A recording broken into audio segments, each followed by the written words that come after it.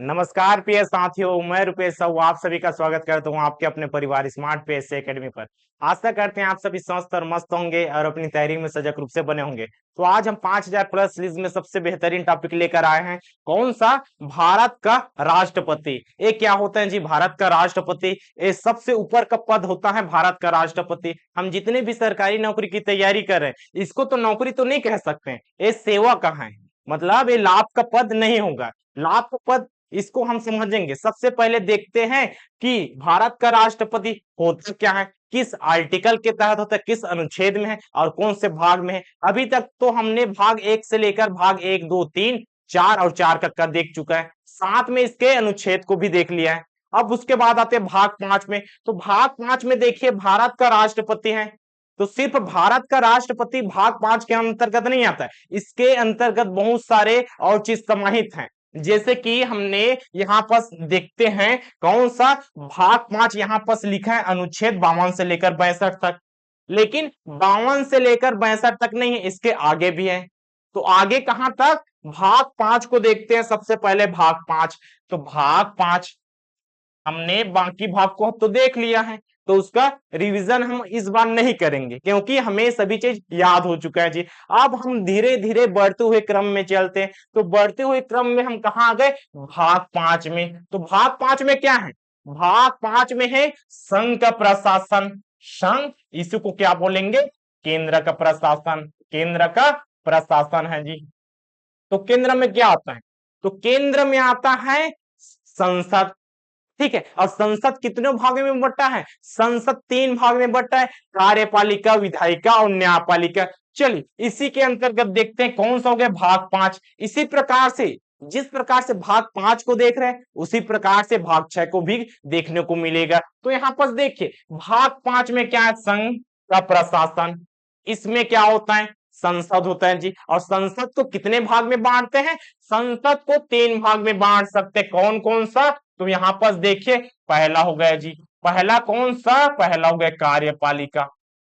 ठीक है, कार्यपालिका क्या होता है इसके बारे में हमने देख चुका है, इसमें हम डिटेल में नहीं जाएंगे क्योंकि हम यहाँ पर एमसीक्यू कर रहे हैं। तो यहाँ पर थोड़ा थोड़ा इसका देख लेते हैं कि किस अनुच्छेद में कहां से लेकर कहां तक कार्यपालिका होता है जी, और कार्यपालिका के अंतर किसको पढ़ना होता है। उसी प्रकार से देखिए एक होता है न्यायपालिका। ठीक है, 3 भाग में बटा, 3 भाग में बट गया हमारा भाग 5। कार्यपालिका के अंतर्गत हम किसको देखने को मिलेगा? कार्यपालिका के अंतर्गत देखिए यहाँ पास आर्टिकल भी लिख देते हैं। कौन सा आर्टिकल आ जाएगा यहाँ पास? अनुच्छेद कहां से लेकर कहां तक? अनुच्छेद 52 से लेकर कहां तक? 78 तक जी। ठीक है, 52 से लेकर 78 तक। इसमें देखिए कौन सा आर्टिकल है? आर्टिकल 52 से लेकर 151 तक यहाँ पास होता है। किसमें? भाग 5 में संघ का प्रशासन में। जिसमें से पहला भाग हमने देखा कार्यपालिका, अनुच्छेद 52 से लेकर कहां तक? 78 तक। उसके बाद इसमें देखिए, इसमें कहां से लेकर जाएंगे? कहां से? 79 79 से लेकर कहां तक? 123 तक। ठीक है, इसके अंतर्गत भी बहुत सारी चीजों को भी पढ़ना है। और इसमें देखिए न्यायपालिका क्या होता है? न्यायपालिका होता है जी न्याय दिलाने का काम। और ये कहां से लेकर कहां तक? 124 से लेकर कहां तक जाएंगे? 100, ठीक है, 47 से 48 तक। ठीक इस प्रकार से न्यायपालिका। और जो बचा, और जो बचा वो कहां से जाएगा? एक जो बचा उसको लिख देते हैं महा, कौन सा? महालेखा परीक्षक। महालेखा परीक्षक।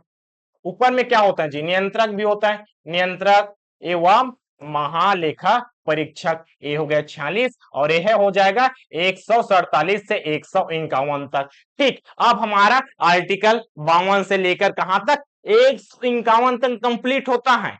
अब इसके अंतर्गत हम क्या क्या पढ़ेंगे? तो इसके अंतर्गत देखिए यहाँ पर क्या क्या पढ़ने को मिलता है। इसके अंतर्गत हमें पहला इसमें देख लेंगे राष्ट्रपति। ठीक है, राष्ट्रपति के साथ साथ उपराष्ट्रपति।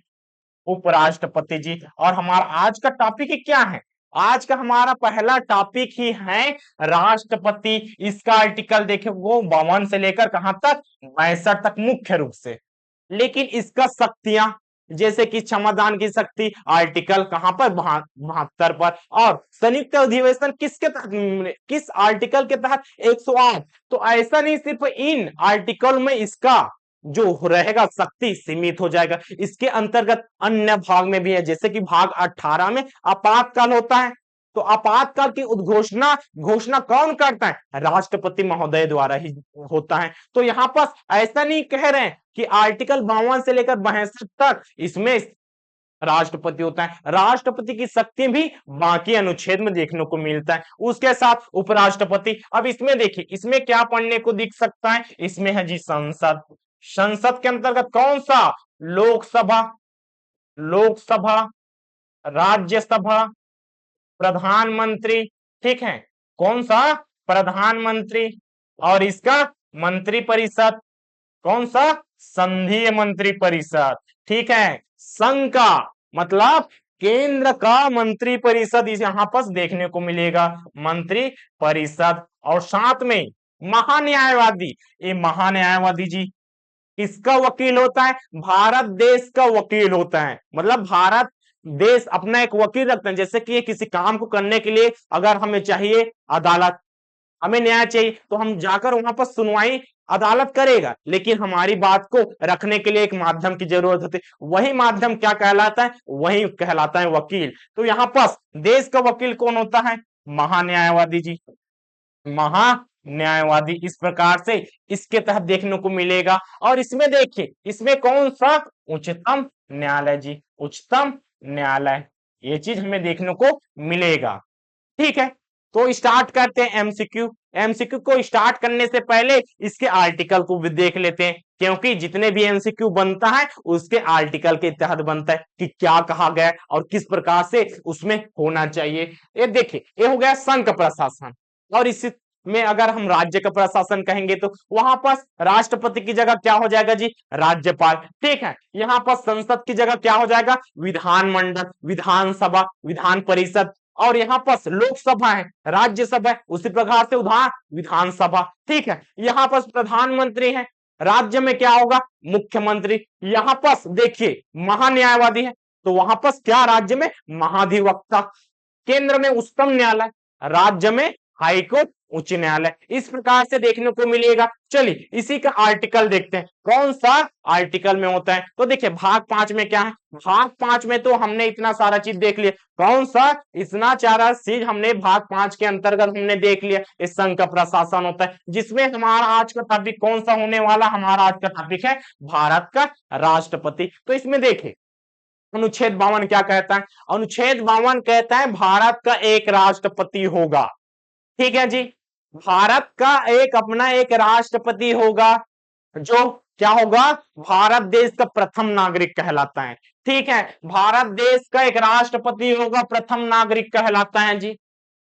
ठीक, और प्रथम नागरिक के साथ साथ क्या होता है, संवैधानिक प्रमुख भी होता है। ठीक है, और देखिए 52 के बाद 53 में क्या कहता है, संघ की समस्त कार्यपालिका शक्ति।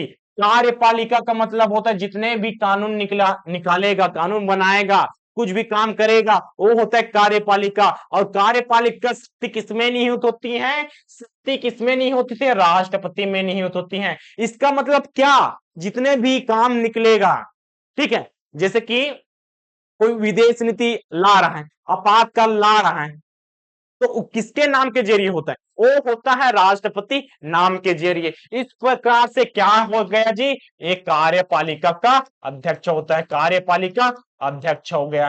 ठीक है, ऐसा समझेंगे।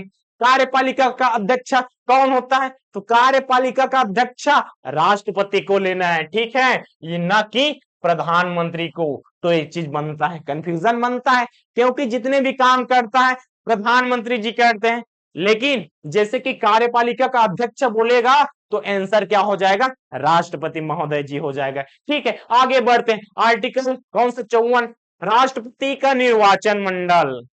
अब राष्ट्रपति तो हो गया, लेकिन राष्ट्रपति जो पद है, राष्ट्रपति जो बनाएंगे, उसका निर्वाचन किस प्रकार से होगा। मतलब भारत का अपना तो राष्ट्रपति हो गया, अब राष्ट्रपति हो गया, यहां पास राष्ट्रपति हो गया, अब कौन ले जाएगा, किस प्रकार से ले जाएगा, इसका क्या चुनाव होगा, इसका क्या चुनाव होगा?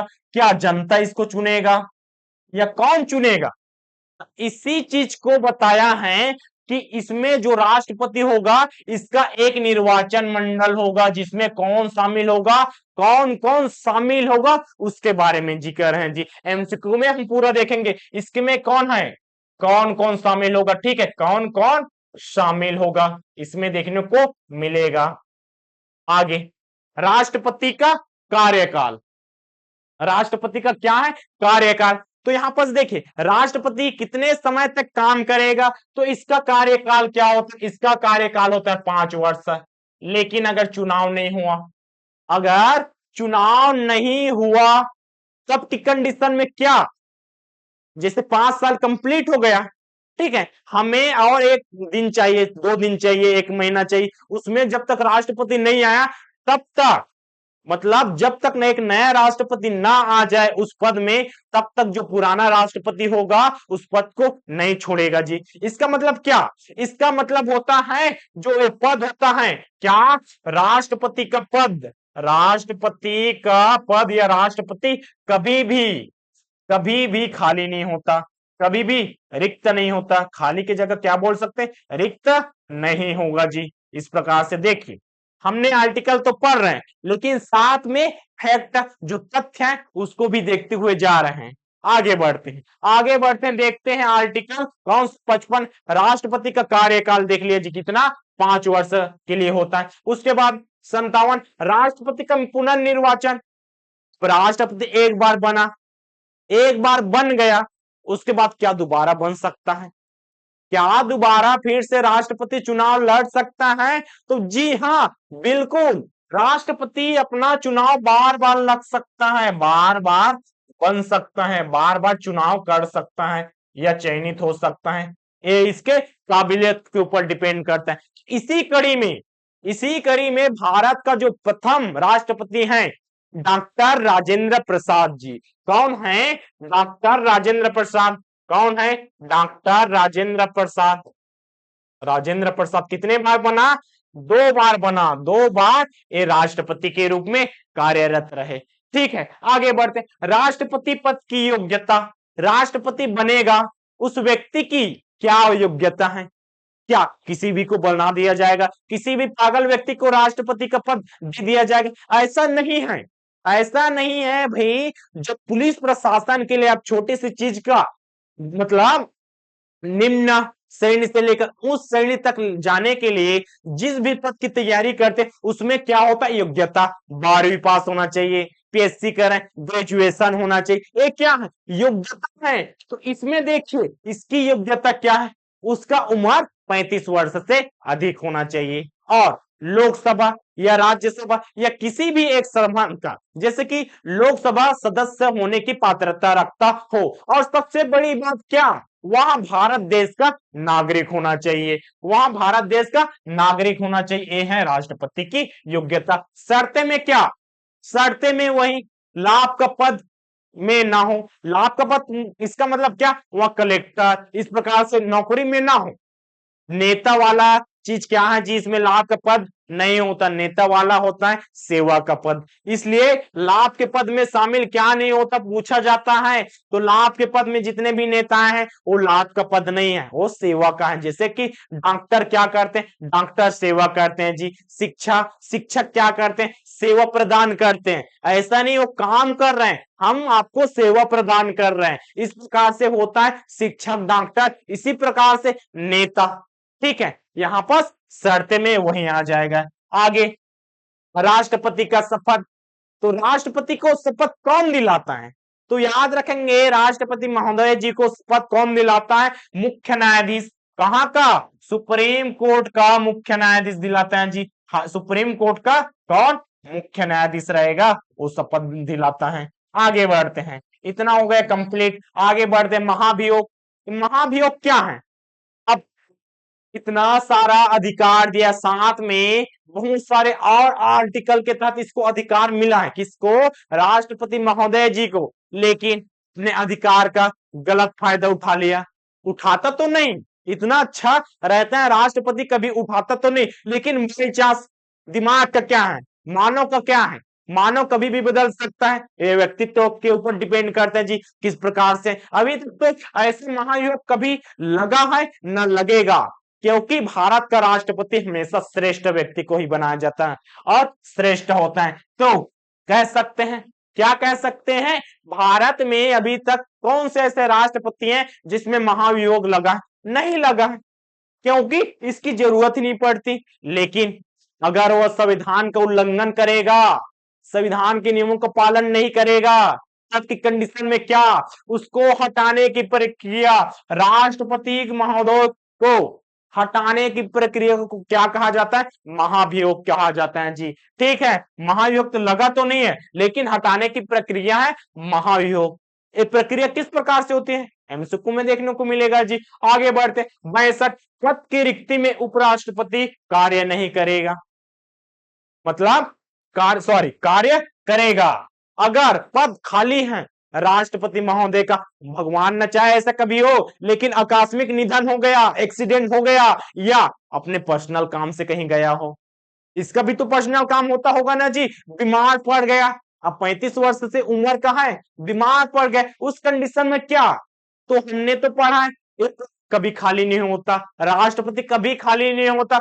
उसके जगह में राष्ट्रपति अगर नहीं है, ठीक है, तो कौन काम करेगा? कौन काम करेगा? उपराष्ट्रपति काम करता है जी। यह है इसका मुख्य आर्टिकल, इतना है। ऊपर से देखेंगे इतना मुख्य तथ्य है, इसके अंदर बहुत सारे फैक्ट हैं जी।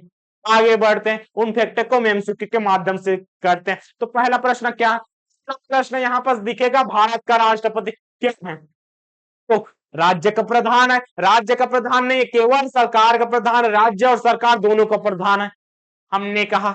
हमने कहा संविधान में कहीं भी देश शब्द का प्रयोग नहीं है, तो यहाँ पर राज्य का मतलब ही होता है देश, तो देश का प्रधान है, तो देश का प्रधान है कि राज्य का प्रधान है? ठीक है, तो यहाँ पर कहने का मतलब है देश का प्रधान है, देश का प्रधान नहीं है, केवल सरकार का प्रधान है, और सरकार और राज्य दोनों का प्रधान है। तो यहाँ पर देखिए राष्ट्रपति क्या होता है? राष्ट्रपति देश के प्रधान होते हैं जी। यहां पर आप याद रखेंगे, राज्य का प्रधान होता है, देश का प्रधान होता है। इसके साथ साथ और क्या याद कर सकते हैं? तो इसमें देखिए पहला तथ्य, यहां कौन सा प्रथम नागरिक है? किसका प्रथम नागरिक? तो देश का प्रथम नागरिक कौन है? याद रखेंगे जी, इसमें से देश का प्रथम नागरिक है, देश का प्रथम नागरिक होता है, पहला तथ्य। इसके साथ और तथ्य है, बिल्कुल है, संविधानिक प्रमुख होता है। क्या होता है जी? संविधानिक प्रमुख होता है, संविधानिक अध्यक्ष होता है, इसी को क्या बोलेंगे? संविधानिक प्रमुख होता है। और किसका प्रमुख? कार्यकालिका, मतलब कार्यपालिका का अध्यक्ष होता है। हमने देखा जी आर्टिकल देखिए, इसमें कौन सा, इसमें समस्त कार्यपालिक शक्ति राष्ट्रपति में निहित होता है। तो इसका तीसरा क्या कह सकते हैं? कार्यपालिका अध्यक्ष होता है जी। ठीक है, कार्यपालिका अध्यक्ष। और इसके साथ साथ एक और चीज देखने को मिलेगा, क्या यह तीनों सेनाओं का, तीन सेना का मतलब क्या? तीन सेना का मतलब क्या होता है? एक होता है जी पानी का, एक होता है पानी का, इसका मतलब है जल का है। इसको क्या बोलते हैं? इसको बोलते हैं नौसेना। ठीक है, जल वाले को क्या बोलते हैं? नौसेना। थल वाले को जमीन का, थल का, भूमि का। आर्मी वाला जी, इसको क्या बोलते हैं? इसको बोलते हैं थल सेना, थल सेना। और ऊपर वाला, एयर वाला, हवा वाला, उसको क्या बोलते हैं? उसको बोला जाता है जी वायुसेना। तो इन तीनों सेनाओं का प्रमुख होता है, इन तीनों सेनाओं का क्या होता है? तीनों सेनाओं का प्रमुख अध्यक्ष होता है। क्या होता है? प्रमुख होता है जी।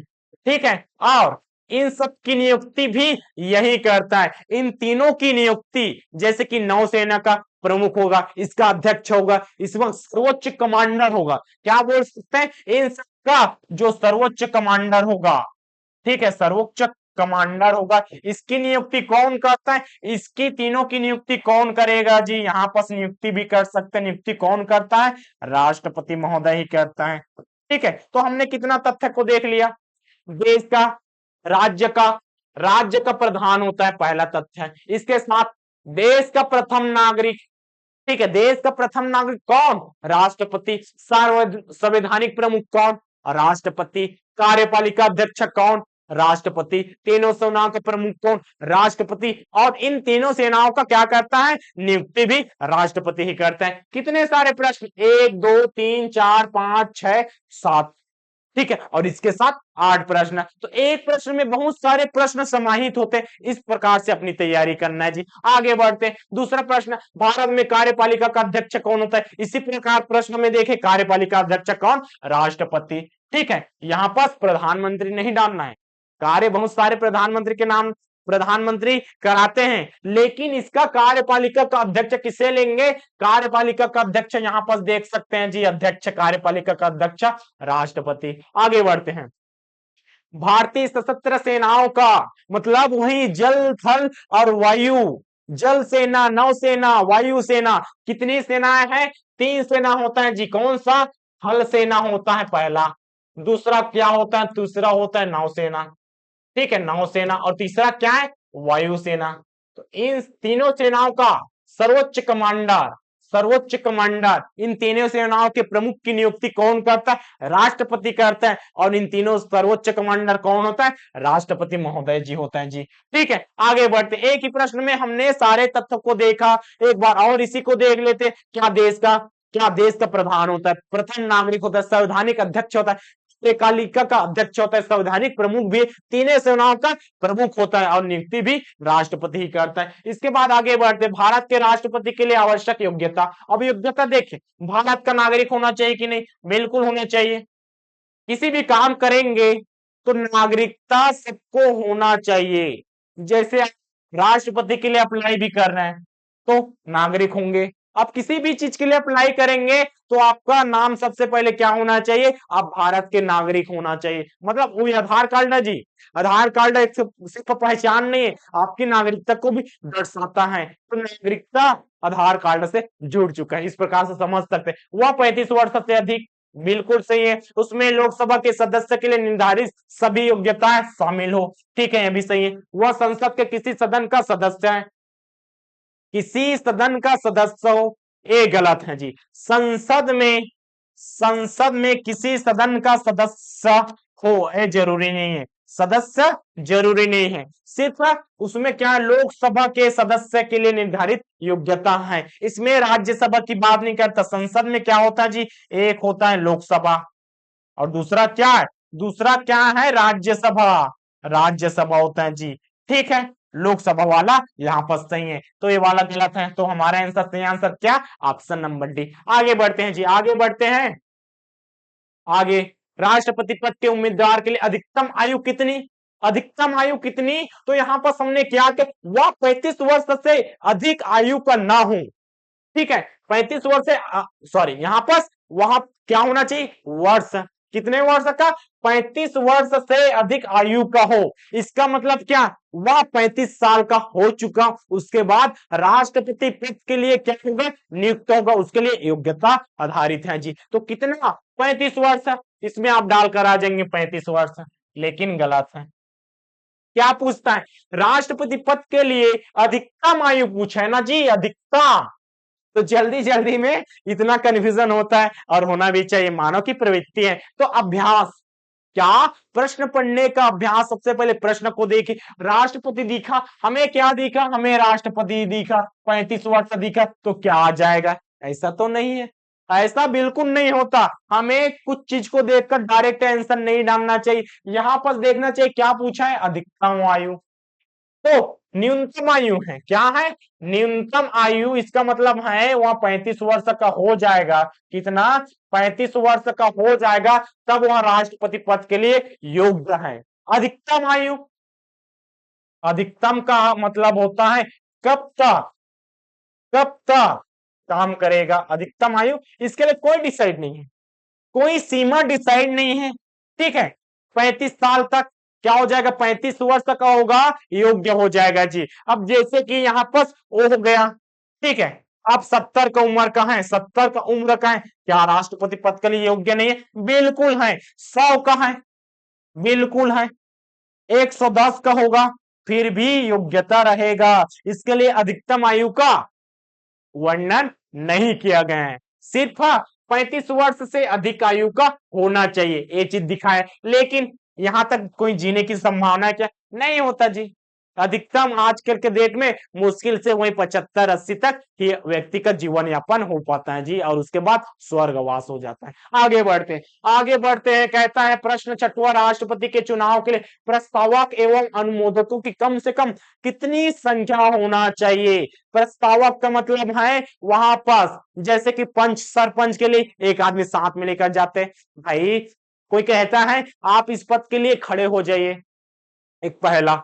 दूसरा उसके साथ में जाएगा और इन्वायरमेंट जैसे नामांकन फॉर्म भरेगा उसके साथ साइन भी करता है सबूत के रूप में। तो इसी प्रकार से देखिए जो राष्ट्रपति है इसका निर्वाचन होना है, क्या होना है? चुनाव होना है। तो चुनाव होने के लिए प्रस्तावक की संख्या भी चाहिए। प्रस्तावक कितना होना चाहिए? तो प्रस्तावक की संख्या 50 है जी, ठीक है। और इसके साथ अनुमोदकों, अनुमोदकों साथ में कितने लोग और साइन करेगा? तो इसकी भी संख्या कितनी है? इसकी भी संख्या 50 है। इस प्रकार से प्रस्तावक 50 और अनुमोदक की संख्या 50, ऑप्शन नंबर सी। याद रखना दोनों सेम नहीं होना चाहिए, दोनों अलग अलग हैं, दोनों अलग अलग हैं, ये भी चीज याद रखना, दोनों अलग अलग क्या होंगे जी? दोनों अलग अलग सदस्य हैं, ठीक है, अलग अलग हैं। आगे बढ़ते हैं, ये दोनों 50-50 वही व्यक्ति नहीं होगा, वही प्रस्तावक वही अनुमोदक नहीं, 50 प्रस्तावक अलग अनुमोदक अलग। आगे बढ़ते हैं, क्या कहता है? किस अनुच्छेद के तहत राष्ट्रपति तथा उपराष्ट्रपति के निर्वाचन से संबंधित जो विवाद रहेगा, अगर राष्ट्रपति और उपराष्ट्रपति का चुनाव हो रहा है, निर्वाचन हो रहा है, अगर कोई समस्या हो गई तो समस्या हो गई तो उसका सॉल्यूशन कौन करता है? सबसे पहला प्रश्न, उसका सॉल्यूशन कौन करता है? तो उच्चतम न्यायालय करता है।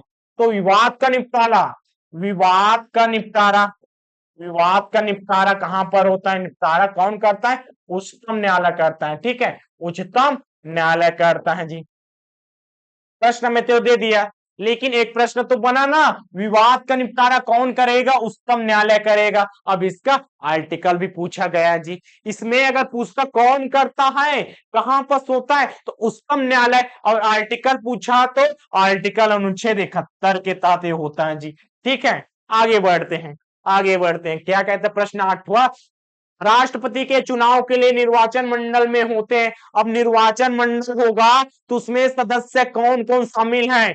पहला चीज याद रखना, तो पहला चीज क्या याद रखना? इसके लिए फैक्ट है जी, हम इस प्रकार से कर सकते हैं, ये निर्वाचन हो रहा है तो क्या होना चाहिए? संसद के सभी सदस्य और विधानसभा के परिषदों के सभी सदस्य, अगर चुनाव हो रहा है तो याद रखना है सिर्फ निर्वाचित सदस्य मनोनीत, जैसे कि आंग्ल को मनोनीत करते हैं, वर्तमान में तो हट चुका है, वो बात अलग है, लेकिन निर्वाचित होकर जो जाता है वही इसमें निर्वाचन में शामिल होता है। पहला क्या?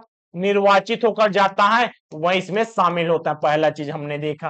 पहला चीज तो देखिए इसमें निर्वाचित सभी सदस्य वाला आएगा क्या? नहीं आएगा जी। निर्वाचित, हाँ ये वाला है जी, निर्वाचित सदस्य, ठीक है। निर्वाचन के दोनों सदस्य के, संसद के दोनों सदनों के सभी निर्वाचित सदस्य, ये नहीं आएगा। आगे देखिए संसद के दोनों सदनों के सभी निर्वाचित सदस्य।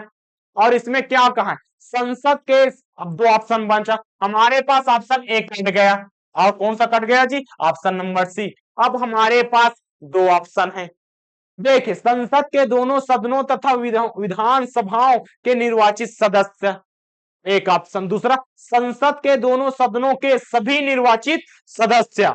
तो याद रखना है, इसमें भी याद रखना है जो विधान परिषद है, ठीक है, तो विधान परिषद रहेगा जी, इसमें भी निर्वाचित रहता है। तो इसमें निर्वाचित रहता है, ये शामिल नहीं होता। क्यों नहीं होता? अब सदस्य तो है, उसी सदस्य का अलग से एक और गठन बना दिया गया और एक समिति बनाए, इस प्रकार से एक और क्या मंत्रिपरिषद बनाया। तो उस प्रकार से क्या होता है? एक होता है विधान परिषद। तो विधान परिषद के निर्वाचित सदस्य इसमें शामिल नहीं होते। तो इसमें सभी चीज शामिल आ गए, तो हमारा ऑप्शन आएगा क्या? नहीं, इसमें केवल संसद के दोनों सदनों तथा विधानसभाओं के निर्वाचित सदस्य शामिल होते, विधान परिषद के सदस्य निर्वाचित जो है वो शामिल नहीं होते, क्योंकि ये पहले ही यहाँ पर निर्वाचित हो चुके हैं जी, शामिल हो चुके हैं। ऑप्शन नंबर कौन सा? Option number B. अगले प्रश्न के ऊपर क्या कहता है, देखिए, भारत के राष्ट्रपति के पद को हटाने की प्रक्रिया कौन सा? महाभियोग। संसद के द्वारा अविश्वास प्रस्ताव, ये नहीं आएगा जी, अविश्वास प्रस्ताव तो नहीं। मंत्रिपरिषद का राष्ट्रपति हटाने का प्रस्ताव के जरिए तो होगा नहीं, इसमें निर्देश देगा उसके जरिए भी नहीं होगा, तो महाभियोग के द्वारा होता है। महाभियोग क्या होता है जी? हटाने की प्रक्रिया क्या होता है? राष्ट्रपति महोदय को, राष्ट्रपति को हटाने की प्रक्रिया, हटाने की प्रक्रिया क्या कहलाता है जी? महाभियोग। क्यों हटाया जाता है? क्यों हटाया जाता है? संविधान का उल्लंघन करने पर, संविधान के नियम कानून के विरुद्ध कार्य करेगा, संविधान का उल्लंघन करने पर विरुद्ध कार्य करेगा तब तो हटा दिया जाएगा। कोई भी विरुद्ध जाएगा, आप भी जाएंगे, हम भी जाएंगे, तो सजा का प्रावधान सबके लिए है, इसीलिए समानता का अधिकार यहाँ पर लागू है, मौलिक अधिकार सबके लिए है जी। तो उल्लंघन करने पर यह लाया जाता है, ठीक है। कहां पर लाया जाता है? तो कहां पर लाया जाता है? संसद के किसी भी जहां पर लोकसभा में मिल लाया जा सकता है जी, लोकसभा में मिल जाता है, और राज्यसभा कहीं पर भी लाया जा सकता है। अगर लोकसभा में लाया तो राज्यसभा में जाएगा जी, उसके बाद राज्यसभा में अगर लाया तो लोकसभा में जाएगा। इस प्रकार से लोकसभा और राज्यसभा में पहला सदन, उसके बाद दूसरा सदन, इस प्रकार से दूसरा सदन पहला सदन दोनों में जाना चाहिए। कब जाएगा? तो यहां पर लिखित 1/4 से पहला क्या होना चाहिए? लिखित समर्थन के साथ या लिखित हस्ताक्षर के साथ कह सकते हैं जी, लाया जाता है, प्रस्ताव रखा जाता है, ठीक है, प्रस्ताव रखा जाता है। और दूसरी बात, कब यह लागू हो जाएगा जी? कब पद से हट जाएगा? कब? जब 2/3 बहुमत से, 2/3 बहुमत से पारित होगा तब हट जाएगा। अब सोचिए, राष्ट्रपति बनाते हैं तो किसे बनाया जाता है जी? पद की योग्यता रहता है जिसका अधिक होता है, क्या? वो एक मूल्य अधिक होता है, वही तो राष्ट्रपति बनता है। और अपना ही राष्ट्रपति को कौन हटाने के लिए महाभियोग लाएगा? नहीं लाते जी, नहीं लाते, लेकिन संविधान का उल्लंघन किया तो लाएगा। लेकिन दूसरे पक्ष वाले लाए, विरोध वाले लाए, तो वहां पर देखिए 2/3 पाना संभव है क्या? नहीं है, क्योंकि अधिक बहुमत तो किसका रहता है? सरकार का ही रहता है। इस प्रकार से महाभियोग लाया ही नहीं जाता जी, और लाएंगे तो राष्ट्रपति पद का अवहेलना कहलाएगा। तो इस प्रकार से राष्ट्रपति पद बहुत पवित्र होता है, तो पवित्रता को बनाए रखने के लिए, महानता को बनाए रखने के लिए महाभियोग कभी नहीं लाया जाएगा। ये अपना संविधान है जी, अपना एक व्यक्तित्व है, अपना आचरण है। इस प्रकार से महाभियोग क्यों लाया जाता है, कहाँ लाया जाता है, किस प्रकार से लाया जाता है और कैसे लागू होता है? यहाँ पर हुआ, पारित हो गया, यहाँ पर 2/3 बहुमत से हो गया, तो राष्ट्रपति अपने पद से मुक्त हो जाएगा जी। आगे बढ़ते हैं, कहता है राष्ट्रपति पद पर महाभियोग आरोप लाया गया, ठीक है, ला तो रहे हैं, लेकिन उसको इन्फॉर्म करना जरूरी है, राष्ट्रपति महोदय को इन्फॉर्म करना जरूरी है। तो क्वेश्चन पूछता है, जब महाभियोग संसद में लाया जाएगा, ठीक है, तो राष्ट्रपति को कितने दिन पहले पूर्वानुमति, मतलब पहले से उसको बताना पड़ेगा कि हम आपके लिए महाभियोग ला रहे हैं। तो उसका तारीख क्या है? याद रखना, 14 दिन के अंदर, कम से कम 14 दिन के अंदर, वो भी लिखित सूचना के रूप में, ऐसे मुखाग्र नहीं हम महाभियोग आपके लिए ला रहे हैं, ऐसा नहीं है, जानकारी देना पड़ेगा, लिखित में देना पड़ेगा। कितने दिन के भीतर? 14 दिन के भीतर। आगे बढ़ते हैं जी, तारीख भी याद रखना है, और इसका क्यों लाया जाता है, किस प्रकार से लाया जाता है, इसको भी याद रखना है। क्वेश्चन बनता है, एक ही समय में यदि राष्ट्रपति और उपराष्ट्रपति दोनों नहीं है, दोनों किसी कारणवश अगर नहीं है और राष्ट्रपति का पद नहीं है तो रिक्त हो गया। सबसे पहले देखिए, राष्ट्रपति महोदय जी हैं, राष्ट्रपति महोदय हैं, ये पद कभी रिक्त नहीं होता। अगर रिक्त हो गया, उपराष्ट्रपति, कौन सा? राष्ट्रपति कार्य करता है, ठीक है। अगर ये भी नहीं है, तब की कंडीशन में क्या होगा जी? तब की कंडीशन में देखिए, जो सर्वोच्च न्यायालय का, ठीक है, सर्वोच्च न्यायालय का क्या होगा जी? मुख्य न्यायाधीश होगा, ये कार्य करेगा। कार्य मुख्य न्यायाधीश कार्य करेगा।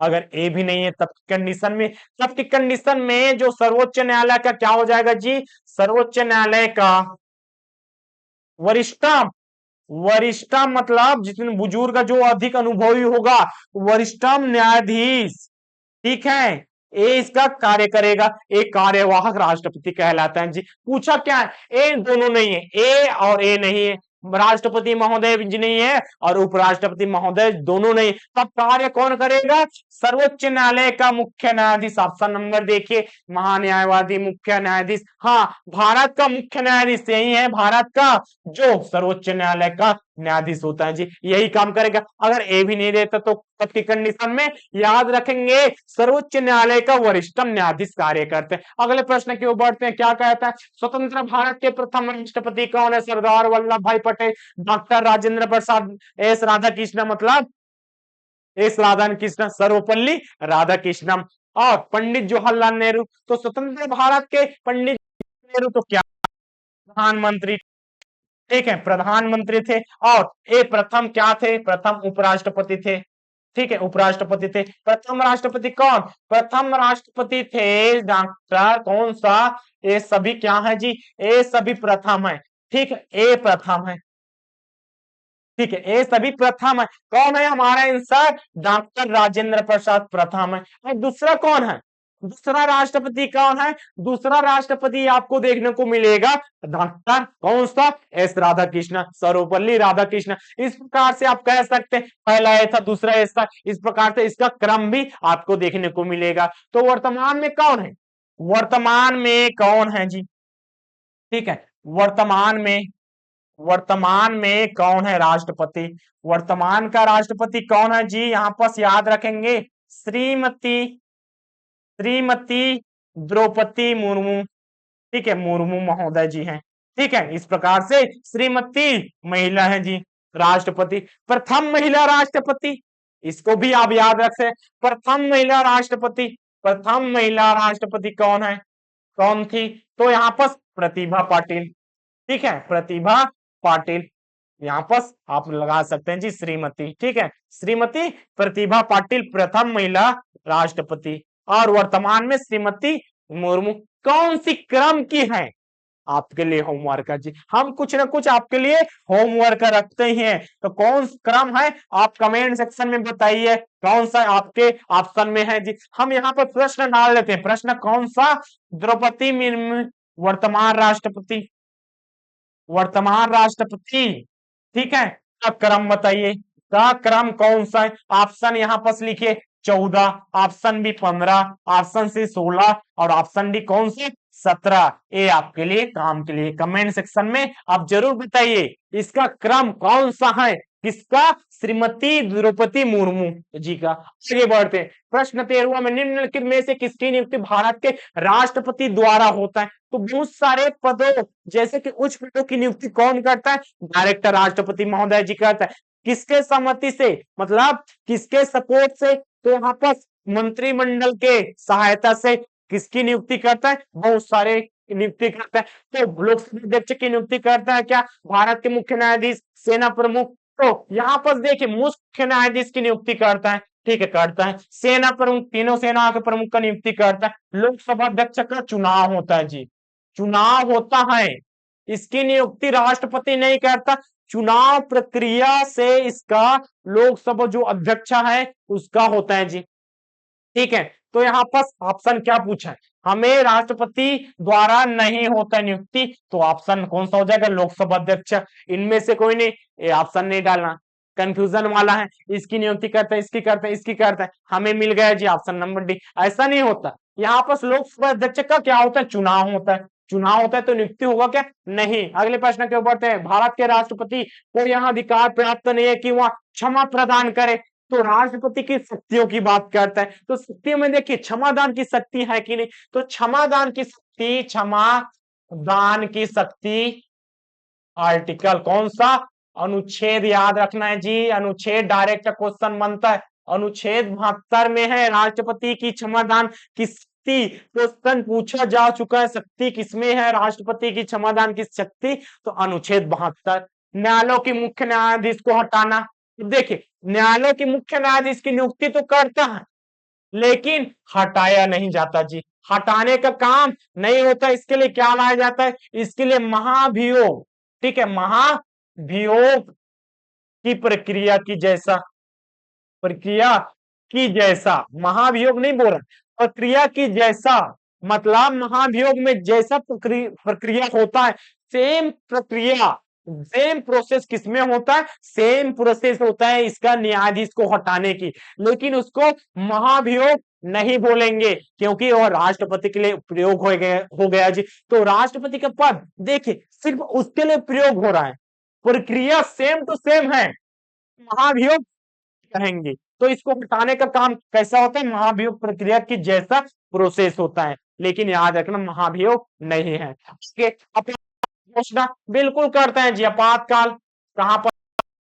आपातकाल याद रखना है, भाग 18 में जी। आपातकाल कौन सा? 3 प्रकार के आपातकाल, कौन सा?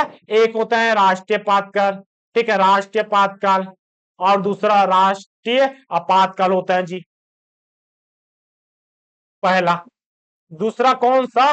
दूसरा है संवैधानिक या राष्ट्र शासन, ठीक है, राष्ट्रपति शासन, इसके बारे में हम भाग 18 में देखेंगे। और तीसरा कौन सा? वित्तीय आपातकाल, कितने बार लगा, क्यों लगता है, इन सबको हम भाग 18 में जैसे आएंगे इन सबका डिटेल देखेंगे, पहला, दूसरा और तीसरा, भाग 18 के जरिए। तो ये होता है, ये होता है, ये होता है जी। न्यायालय के न्यायाधीशों की नियुक्ति तो करता है, लेकिन हटाने का काम कौन नहीं करता? राष्ट्रपति महोदय नहीं करता। आगे अध्यादेश जारी करना, अध्यादेश जारी करना आर्टिकल अनुच्छेद कौन सा? अनुच्छेद 123 के तहत होता है। ये अध्यादेश क्या है?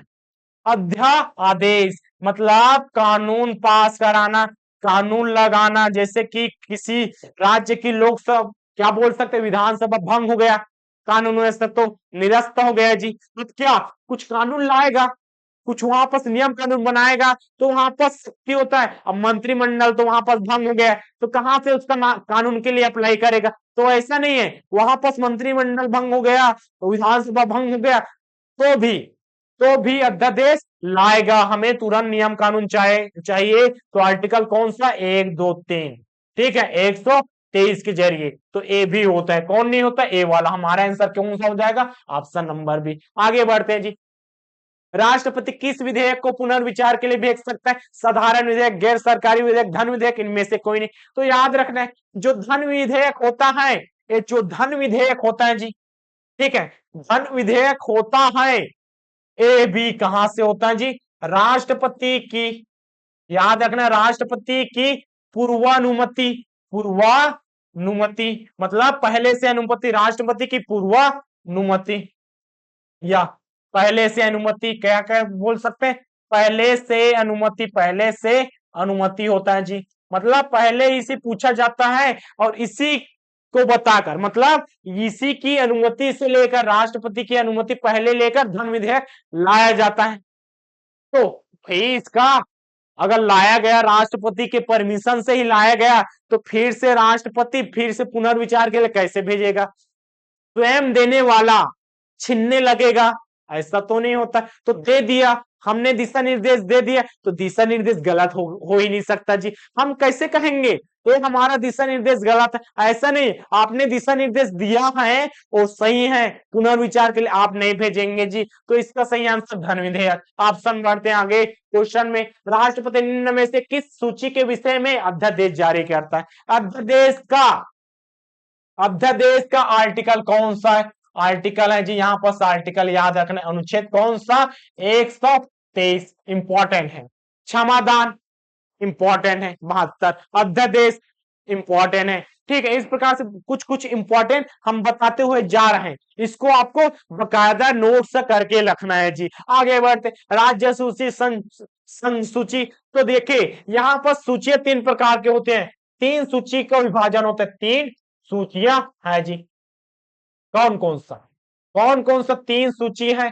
तो यहाँ पर पहला है, पहला कौन सा? पहला है संघ सूची, जिसमें नियम कौन बनाता है? नियम केंद्र के अकॉर्डिंग बनता है जी। दूसरा है राज्य सूची, ठीक है, दूसरा है राज्य सूची, और तीसरा क्या, समवर्ती सूची। समवर्ती सूची, इसमें नियम कौन बनाएगा, इसमें नियम केंद्र बनाता है, नियम केंद्र बनाता है, इसमें राज्य बनाता है।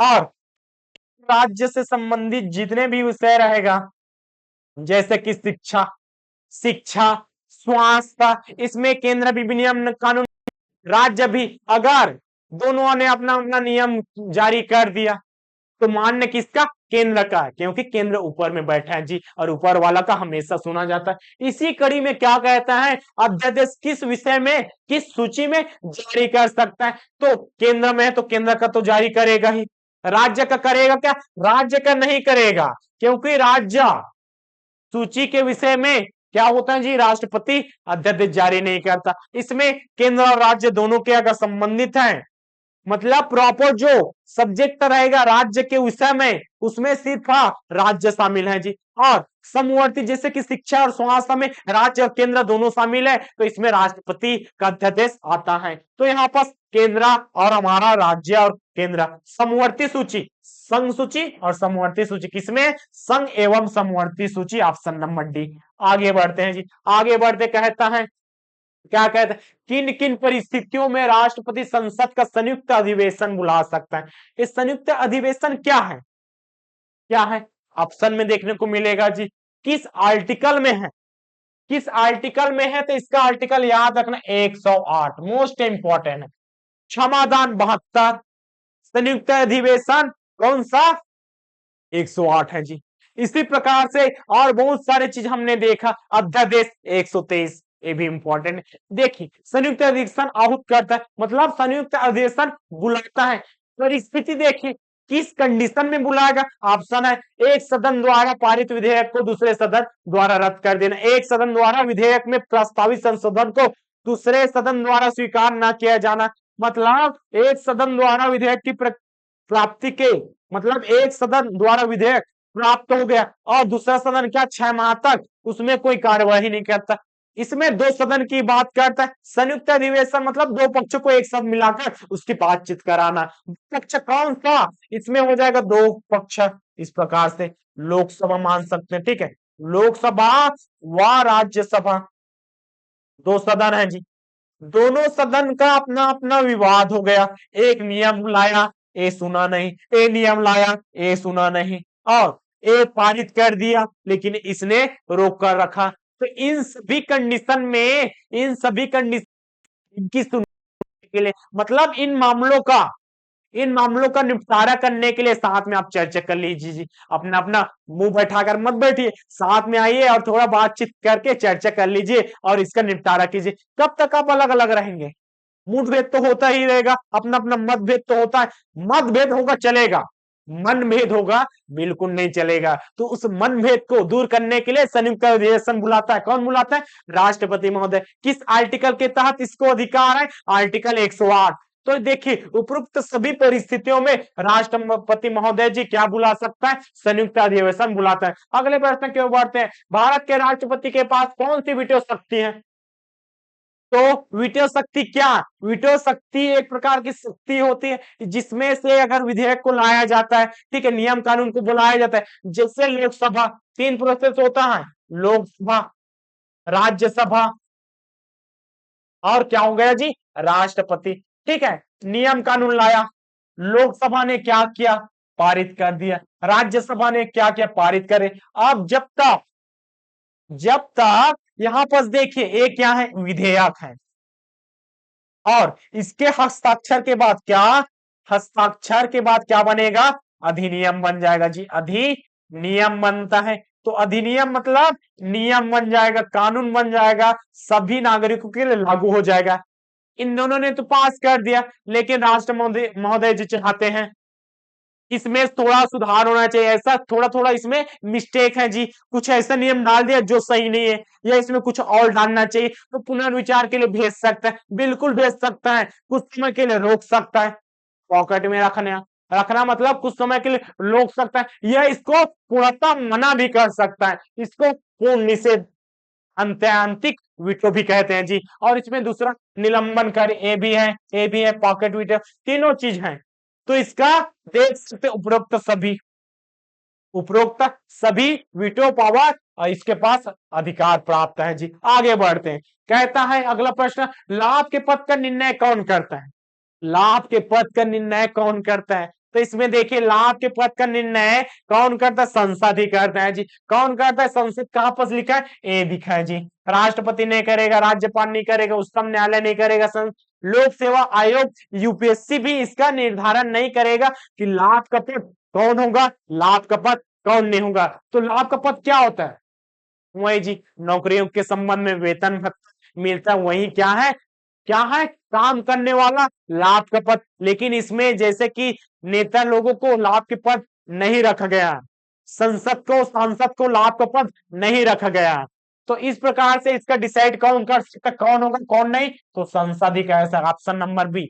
अब बढ़ते हैं आज के अंतिम प्रश्न की ओर। अंतिम प्रश्न क्या कहता है? तो देखिए राष्ट्रपति के बारे में क्या कहता है? निम्नलिखित में से किसी भौगोलिक क्षेत्र को अनुसूचित क्षेत्र घोषित करने का अधिकार किसको प्राप्त है जी? मतलब कोई क्षेत्र विशेष है तो इसको अनुसूचित क्षेत्र डिसाइड करना है, क्षेत्र भी डिसाइड करना है, और इसमें अनुसूचित जाति जनजाति इसका भी डिसाइड करना है। तो ये अधिकार किसको है? तो ये अधिकार किसको है जी? राष्ट्रपति महोदय जी को है।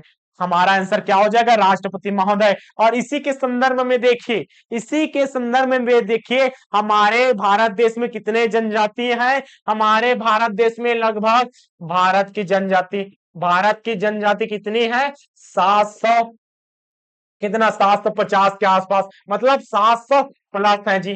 ठीक है, 700 से अधिक जनजाति है। इसका डिसाइड किसने किया? राष्ट्रपति। छत्तीसगढ़ का देखिए, छत्तीसगढ़ की जनजाति कितनी प्रकार की है? ठीक है, आप लोगों ने तो छत्तीसगढ़ का भूगोल पढ़ लिया। अब जनजाति भी बहुत जल्द स्टार्ट होने वाला है, तो इसमें आपको बताना है जी, आपको बताना है कितने प्रकार की यहां पर लिख देते हैं कितने प्रकार की। ठीक है, कितने प्रकार की छत्तीसगढ़ की जनजाति हैं। ठीक है, कितने प्रकार की जनजाति है।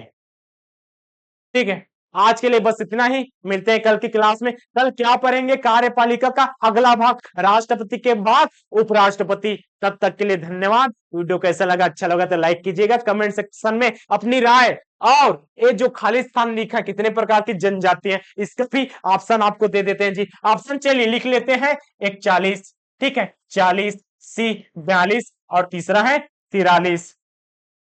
तब तक के लिए धन्यवाद। जय हिंद, जय भारत, जय छत्तीसगढ़।